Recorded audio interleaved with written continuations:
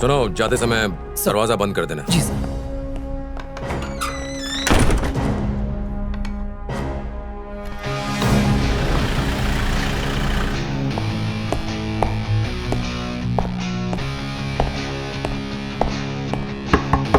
Come in. Hi sir. Hi Sushmita, looking good. बैठो। Sir.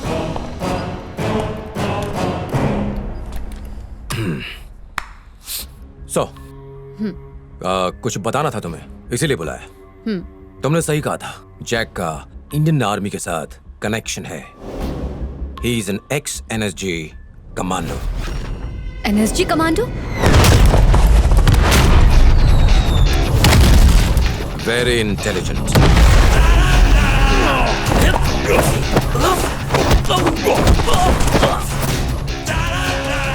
खतरनाक।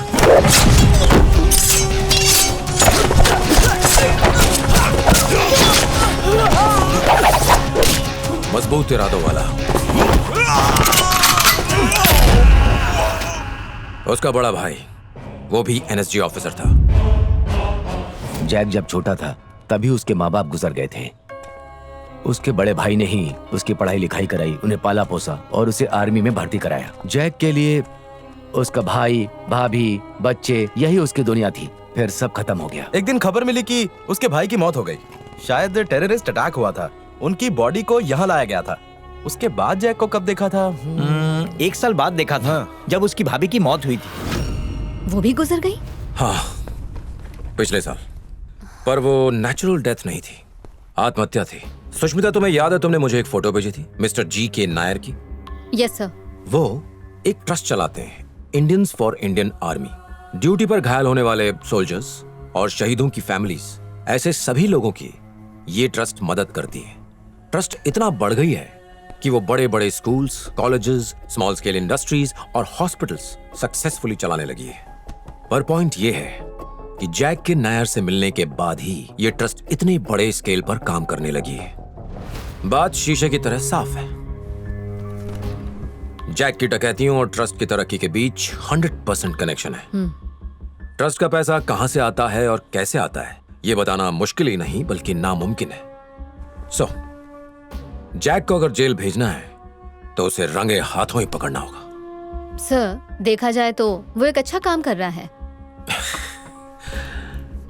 वैसे सोचें तो अच्छा काम है, पर बदकिस्मती से हम और तुम आम लोगों की तरह नहीं सोच सकते, because we are cops. Sorry sir. नहीं, इट्स ओके। इसकी डेटा एंट्री कर देना। हाँ hero. Hello sir.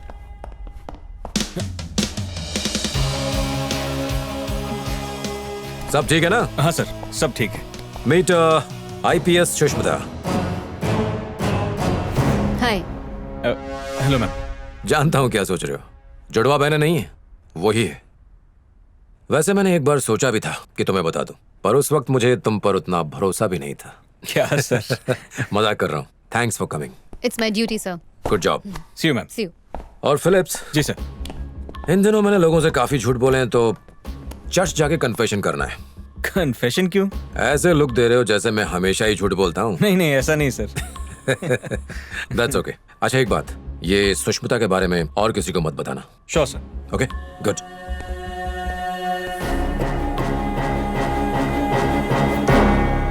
My dear children, ईश्वर की कृपा और दया दृष्टि की बारिश आप पर सदैव बनी रहती है।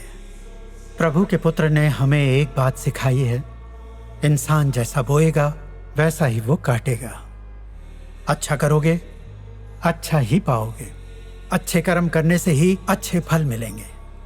प्रभु सदा आपके साथ रहे, उसकी कृपा आप पर बनी रहे। May the Almighty God, the Son and the Holy Spirit bless you. Amen. आमीन।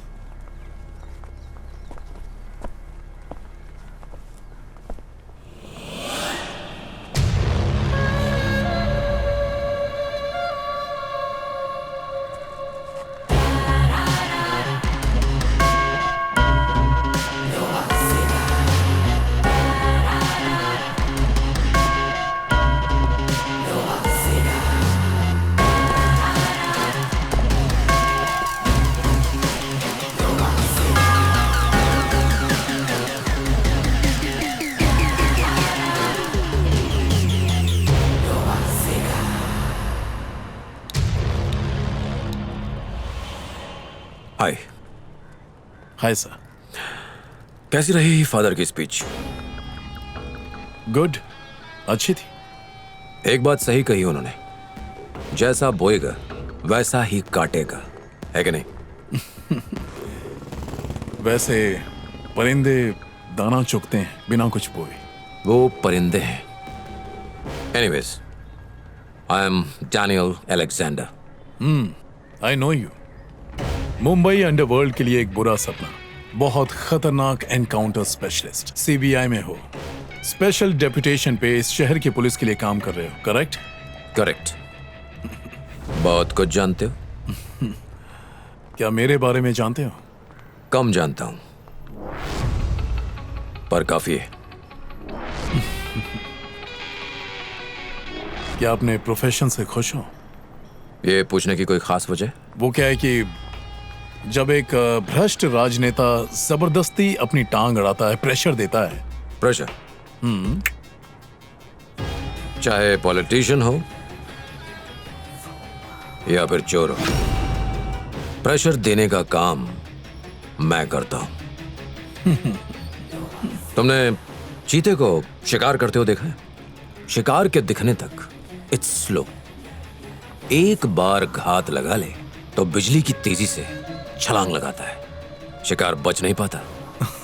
शिकार कमजोर हो तो ना, अगर शिकार कुछ ज्यादा ही फुर्तीला हो तो चीते पर पलटवार करता है और कभी हार नहीं मानता। जैक, मेरी एक बुरी आदत है, मैं पीछे नहीं हटता। ठान लिया तो शिकार मार कर ही रहता हूं।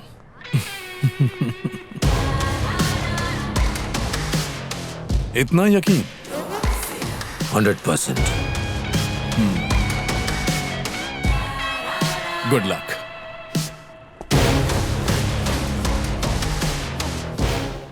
लेफ्टिनेंट कर्नल कृष्ण कुमार की कश्मीर में टेररिस्ट द्वारा गोली मारकर हत्या कर दी गई। उनकी अंतिम क्रिया के लिए उनका शव उनके घर लाया गया है। सारे पॉलिटिकल लीडर्स उन्हें श्रद्धांजलि दे रहे हैं। कल तुम किसी शहीद के क्रिमेशन में गए थे ना? किसने बताया? न्यूज़ चैनल में देखा था, तुम्हें और नायर सर को भी। हाँ। तुम्हारा कोई करीबी था? जरूर कोई खास दोस्त होगा, है ना? अब पूछ के भी क्या फायदा?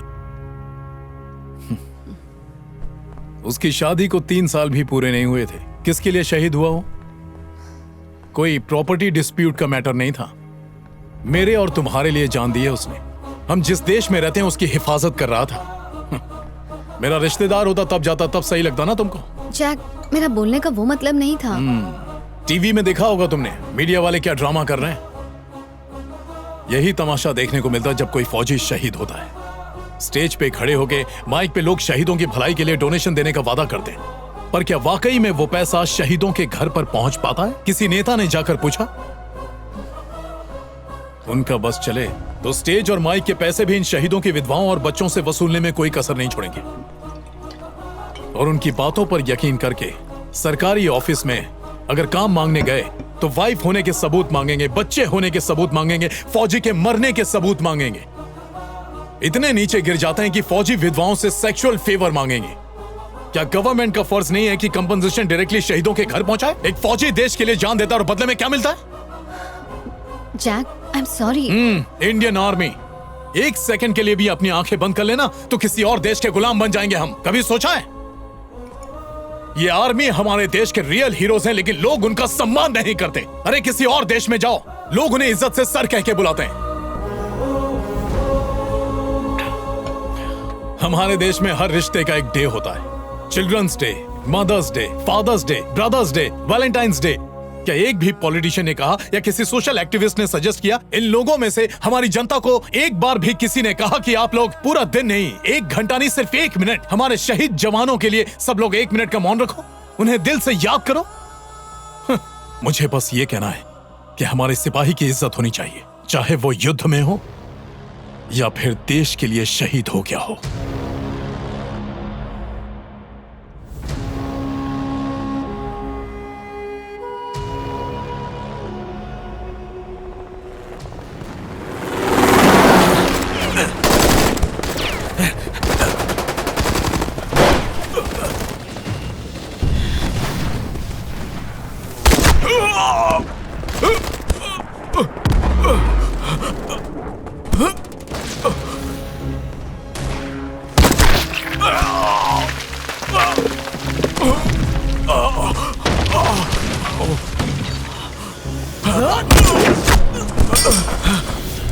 भैया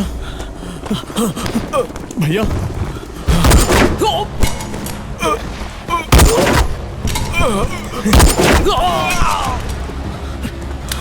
भैया भैया आंखें खोलो भैया भैया भैया आंखें खोलो भैया उठो भैया भैया उठो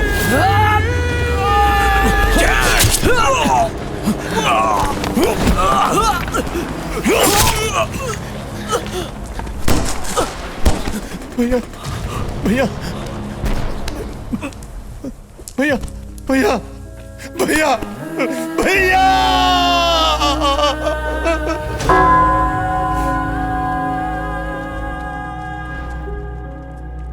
पापा उठो, पापा पापा।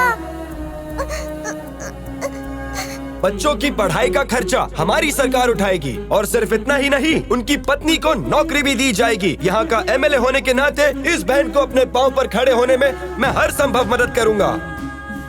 उस एमएलए की बातों पर भरोसा करके भाभी ने सरकारी दफ्तरों के चक्कर लगाए। ये एमएलए के लेटर से कुछ नहीं होगा। जब आपके पास सर्टिफिकेट होगा तो आके बात करना। इस लेटर के दम पे सर्टिफिकेट नहीं बनने वाला। पैसे दो, काम हो जाएगा। सिर्फ पैसों से काम नहीं चलेगा, मुझे कुछ और भी चाहिए। तो कम मिलूं? भाभी को समझ आने लगा कि ये सिस्टम एक शहीद की विधवा को किस नजर से देखता है। इतनी जिल्लत सहने के बाद अपने बच्चों के साथ भाभी ने आत्महत्या करने की कोशिश की। खा ले बेटा। पहले भैया को खिलाओ, अब मुझे। यहाँ भी किस्मत ने भाभी का साथ नहीं दिया। बच्चे किसी न किसी तरह सरवाइव कर गए, लेकिन भाभी इस दुनिया को छोड़कर चली गई।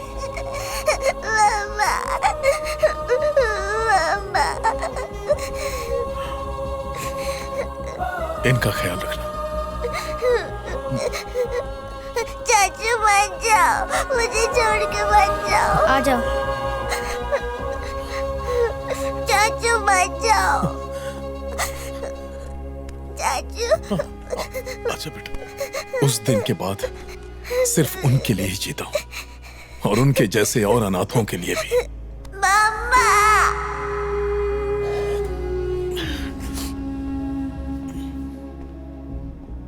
साहब बस कीजिए, उन्हें भी देर हो रही होगी। आई एम सॉरी।